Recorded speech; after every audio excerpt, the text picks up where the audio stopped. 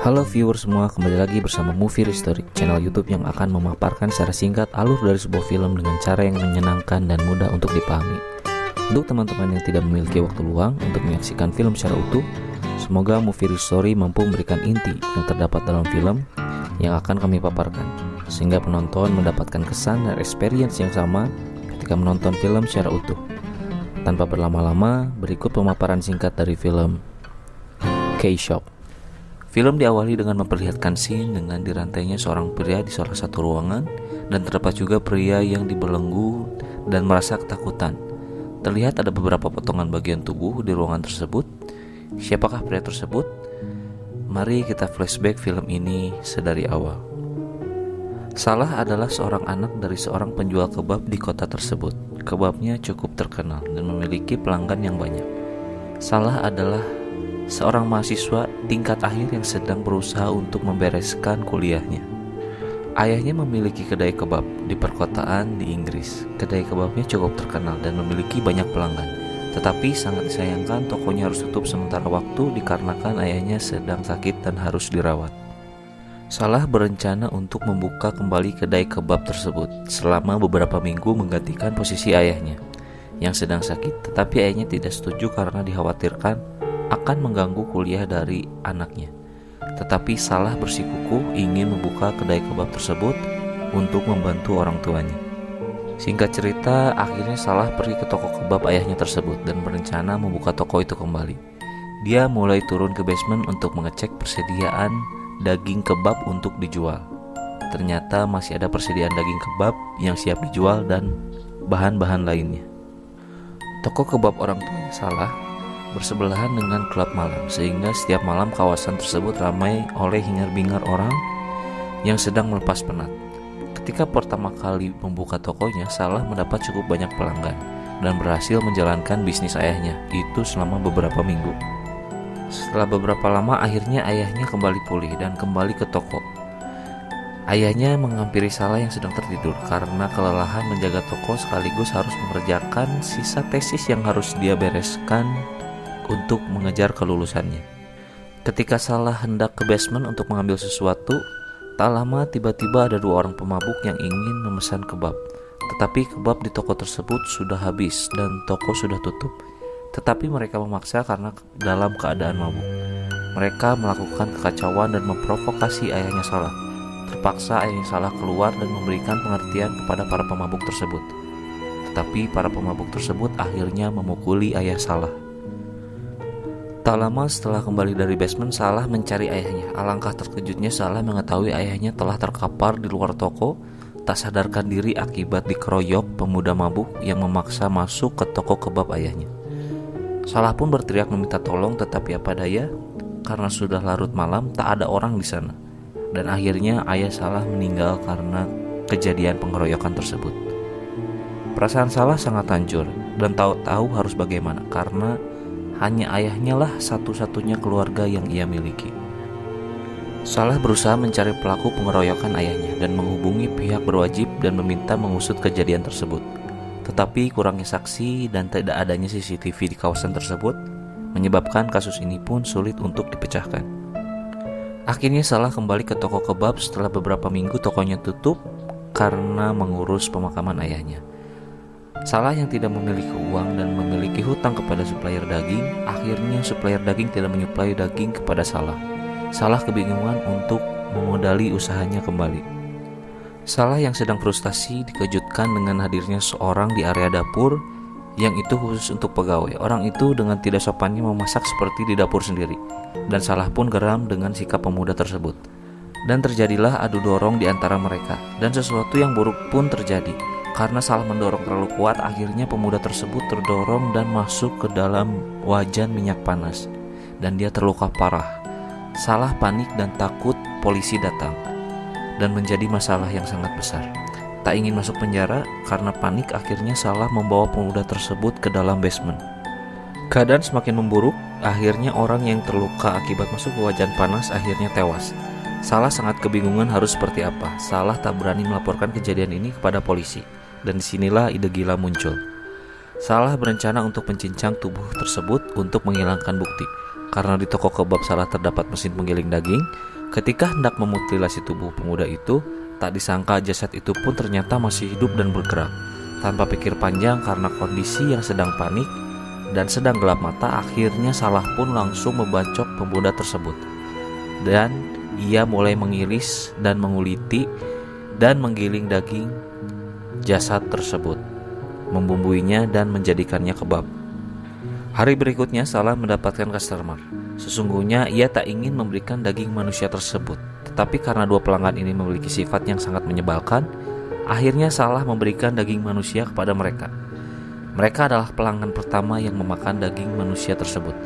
Setelah mencicipi satu gigitan, pelanggan itu menunjukkan ekspresi yang sangat membingungkan. Salah pun agak sedikit was-was perihal daging kebab tersebut. Tetapi siapa sangka, ternyata customer itu menyebut bahwa ini adalah daging kebab terbaik yang pernah ia makan. Salah pun tersenyum dan merasa lega. Karena masih memiliki sisa daging dari korbannya yang telah dibunuh olehnya, Salah pun kembali membuat daging kebab tersebut dan mengumpulkan tulang belulangnya untuk dibuang ke laut untuk menghilangkan barang bukti. Di hari berikutnya Salah mendapatkan customer kembali yang kurang menyenangkan, yaitu dua orang wanita yang bertengkar dan membuat keributan di tokonya.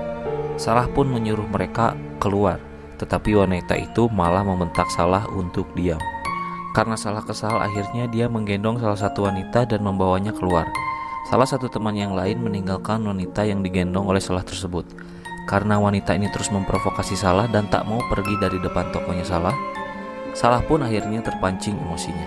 Akhirnya Salah memiliki niat buruk untuk wanita tersebut. Akhirnya Salah mempersilahkan wanita itu masuk. Dan aksi kedua pembunuhan itu pun terjadi lagi. Ketika wanita itu menggerayangi tubuh Salah, saat Salah mendapatkan kesempatan, Salah akhirnya menghantam kepala wanita tersebut dengan daging beku. Lalu wanita yang tak sadarkan diri ini pun diikat. Tak lama Salah menggorok leher wanita tersebut dan ada yang mengetuk pintu tokonya. Ternyata dia adalah teman dari si wanita yang Salah bunuh. Dan akhirnya kedua wanita itu pun Salah bunuh dan berakhir menjadi daging kebab. 7 tahun berlalu, korban dari Salah pun terus bertambah dan tentu saja mereka dirubah menjadi daging kebab. Kian hari rasa ingin membunuh dari diri Salah terus semakin membesar setiap kali dia menemukan seseorang yang dirasa menurutnya ia tidak sukai. Salah tidak segan-segan untuk membunuh mereka, terutama anggota klub Slash yang selalu membuat onar di tempatnya Salah. Salah teringat kembali akan sosok ayahnya yang dibunuh beberapa tahun yang lalu. Salah menyadari bahwa maraknya diskotik di lingkungannya menyebabkan kematian ayahnya. Karena ayahnya dibunuh oleh para pemabuk, Salah sangat geram terhadap pengusaha diskotik yang terus menjamur. Salah satunya adalah Mr. Brown. Ia adalah bos bagi para anggota Slash. Scene berlanjut di mana Salah sudah sangat ketagihan membunuh. Salah pun tak segan-segan memburu mereka di jalanan atau di tempat-tempat publik. Singkat cerita, Salah akhirnya memburu seseorang di taman dan mengejarnya sampai ke hotel. Tetapi Salah tidak berhasil mendapatkan mangsanya tersebut. Berikutnya kita diperlihatkan oleh seorang remaja yang sedang mengendap-endap ke toko kebab Salah melalui jalur belakang. Remaja ini bernama Malik. Malik adalah orang yang menyaksikan penyerangan Salah terhadap seseorang di taman. Dia menginginkan pekerjaan, tetapi Salah menolak karena dikhawatirkan rahasia busuknya akan terbongkar. Tetapi Malik mengancam akan memberitahukan polisi kejadian penyerangan di taman semalam. Singkat cerita, akhirnya Malik diizinkan untuk bekerja membantu Salah. Lagi-lagi Salah mendapatkan salah satu pelanggan dari anggota klub Slash yang kurang ajar. Dengan menahan emosi, Salah mencoba untuk sabar. Tetapi Salah tidak bisa menahan amarahnya lagi. Akhirnya Salah mengusirnya dan pelanggan itu pun mengencingi toko Salah. Di sanalah Salah sangat marah besar. Dia memiliki rencana untuk memburu customer tersebut dan menyuruh Malik serta pelanggan yang lain untuk pulang lebih awal. Ya, tepat sekali, akhirnya Salah berhasil mendapatkan orang tersebut. Setelah dipukul hingga pingsan, Salah membopong korbannya menuju basement tokonya. Saat perjalanan pulang, tanpa Salah sadari ternyata Malik menyaksikan kejadian tersebut. Ketika Salah ingin mengeksekusi korbannya, telepon pun berdering. Telepon itu dari Malik. Ternyata rasa penasaran Malik membuatnya kembali ke toko dan berpura-pura dia meninggalkan kuncinya di sana dan dia ingin mengambilnya di basement. Tetapi Salah tidak mengizinkannya dan Salahlah yang mengambil kunci untuk Malik tersebut. Kembali ke anggota klub Slush yang sudah terikat di basement. Salah merasa kesal dengan pria yang satu ini. Salah memprovokasi dia terlebih dahulu dan membuat psikologisnya sangat kacau dan sangat ketakutan. Salah membiarkan beberapa hari korbannya disekap di basement untuk mendapat informasi lebih dalam tentang Mr. Brown. Di malam hari ketika Salah sedang membuat makan malam untuk dirinya, dia menonton berita di televisi memberitakan bahwa terdapat tulang belulang manusia yang terdampar di pantai, lengkap beserta pakaian-pakaian korban. Salah pun mulai merasa panik dengan pemberitaan itu. Tak lama nampak seorang mekanik yang hendak memasang CCTV. Karena banyaknya laporan kasus orang hilang di distrik tempat Salah menjual kebabnya, akhirnya pemerintah memasang beberapa kamera CCTV. Salah pun cukup gusar akibat pemasangan kamera tersebut. Dia cemas karena dia akan kesulitan untuk menjalankan aksinya.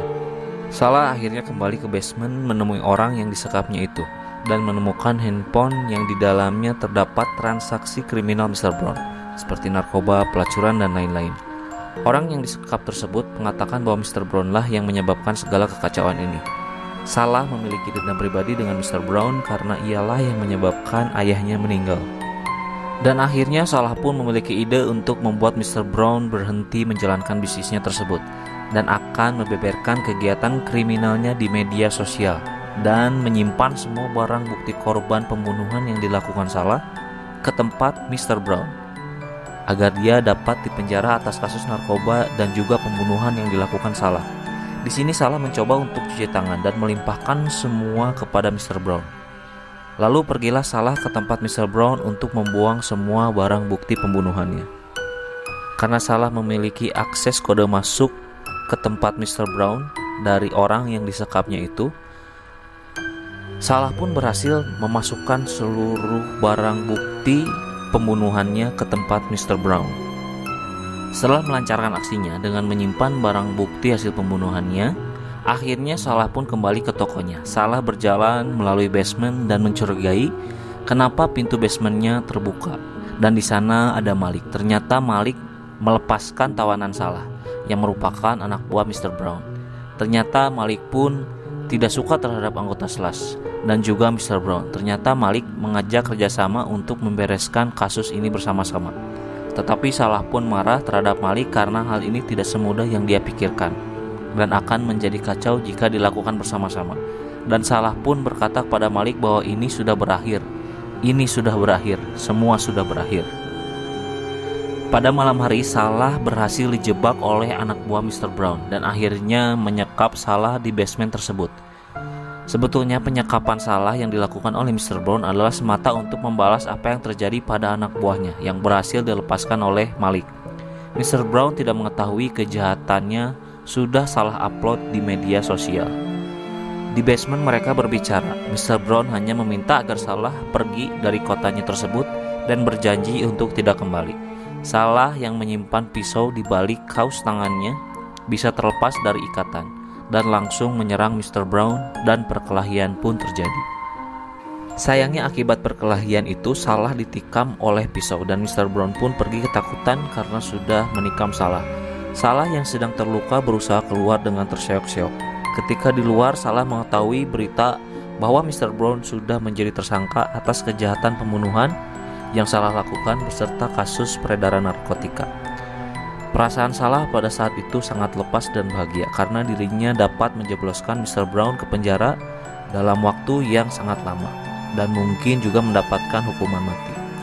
Salah tak perlu cemas kejahatannya akan terungkap dan yang terpenting Salah berhasil membalaskan dendam.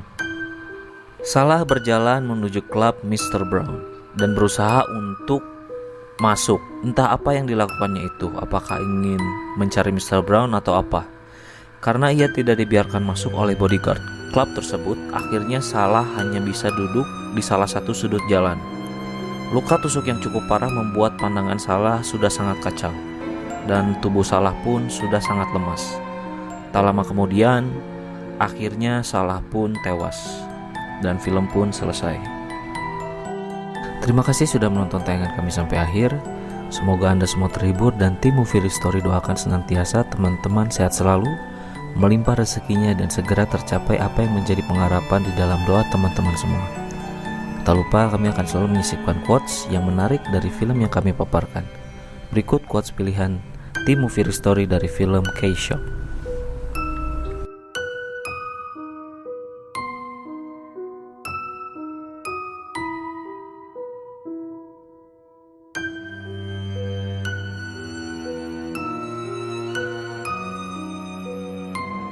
Sampai jumpa di video selanjutnya. Wassalamualaikum warahmatullahi wabarakatuh.